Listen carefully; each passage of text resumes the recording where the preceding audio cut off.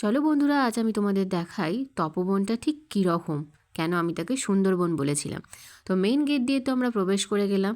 Main gate দিয়ে প্রবেশ করার পরেই আমাদের এই বাড়িটার সাথে অ্যাটাচড একখানা পুকুর রয়েছে, যেখানে সকালবেলায় আপনাকে অনেক হাঁসের আওয়াজেই ঘুম ভাঙবে। হাঁস এবং পাখি তো আছেই, তো হাঁসগুলো তো চলছেই জলের মধ্যে।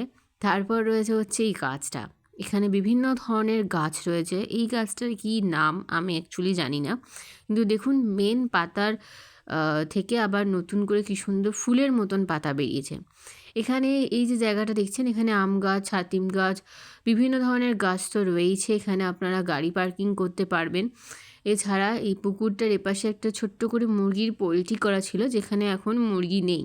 মানে মুরগি এখানে হয়তো আগে সময় চাষ করা হতো। তো আমরা এখানে একটা ছোট্ট পুকুর ঘাটও রয়েছে, যেহেতু এখানে কেউ এই সাইড দিয়ে কেউ পুকুরে নামে না, তাই এটা ইউজ করার মতন ঘাট নয়। তবু আমরা এখানে পুকুর পাড়ে গিয়েছিলাম একটু দেখতে যে হাঁসগুলো কোথায় গেল। ও তারা সেই দূরে গিয়ে বসে রয়েছে হাঁসগুলো।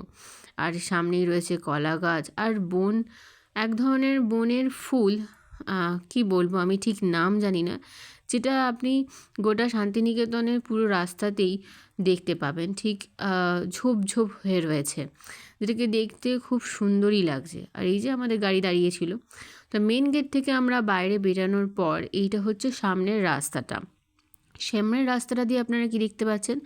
সামনেই দেখতে পাচ্ছেন খোলা মাঠ, যেখানে সর্ষে অলরেডি চাষ হচ্ছে, এবং সামনে রাস্তা চলে গেছে। এই আমার ঠিক বাঁ সাইডের রাস্তাটা আপনার যাচ্ছে হচ্ছে মেন রোডের দিকে, এবং ডান সাইডের রাস্তাটা যাচ্ছে হচ্ছে যেখানে প্রজেক্টের কাজ চলছিল সেইখানে চলছে।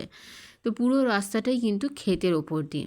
চারিদিকে দেখতে পাচ্ছেন তাল গাছ, নারকেল গাছ, খেজুর গাছ, বিভিন্ন ধরনের গাছ। সবুজ দেখেই আপনার চোখ ভরে যাবে। তার ওপর তো নীল আকাশ তো রয়েইছে। এছাড়া এই ফুলগুলো তো আমি আগেও দেখেছি।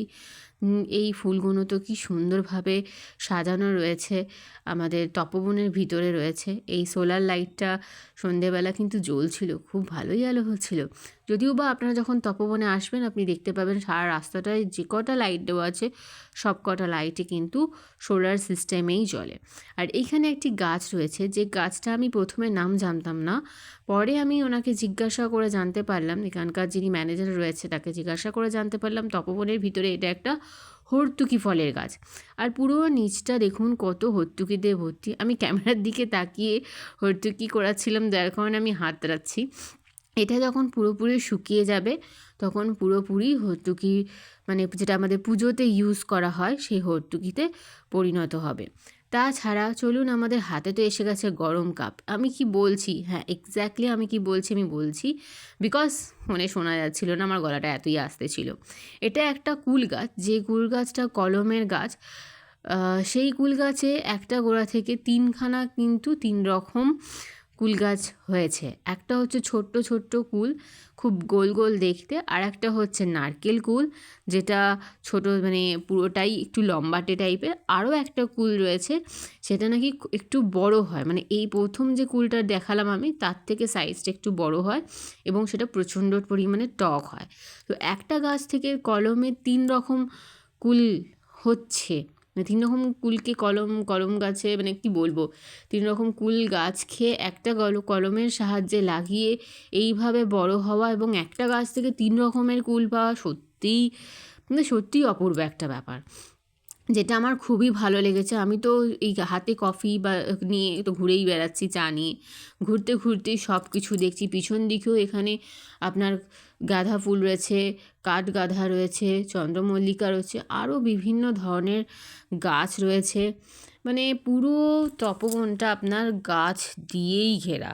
আপনি যদি মনে করেন যে হ্যাঁ আমি অনেক শহরের অনেক ব্যস্ততা কাটিয়েছি, আর ভালো লাগছে না, আমি দু এক দিনের জন্য রিল্যাক্সেশনের জন্য কোথাও সবুজময় একটা জায়গায় যেতে চাই, তাহলে আমি তো বলবো অবশ্যই আপনারা এখানে ভিজিট করতে পারেন। খুব ভালো নির্জন শান্ত একটা পরিবেশ, যেখানে আপনি পাখি ডাক আর এই সকালবেলা হাঁসেদের ডাক ছাড়া আপনি কিছুই শুনতে পাবেন না।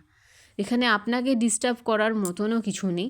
পাশে এটা একটা আদিবাসী গ্রাম, যে আদিবাসী গ্রামে তারা ধান তুলেছেন, ধান গাছ কেটেছেন, সেই ধান গাছগুলো থেকে ধান আলাদাভাবে সরিয়ে খড়গুলোকে সাইড করে রাখছিলেন। তো এবার আসি মেন আরও একটা খুব জিনিস, যারা রান্না বান্না করেন তাদের জন্য খুব ভালো লাগবে।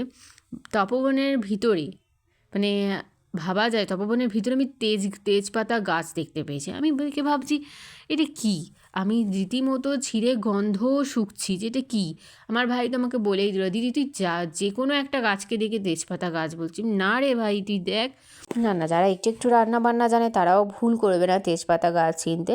তো অবশ্যই এটা আমি পরে জানতে পেরেছিলাম, ম্যানেজারকে জিজ্ঞাসা করে, দিস ইজ দ্য তেজপাতা গাছ। তো আমার তো খুবই ভালো লেগেছে। জায়গাটা পছন্দ হলে অবশ্যই ভিজিট করবেন। সবাই ভালো থাকবেন, আনন্দে থাকবেন।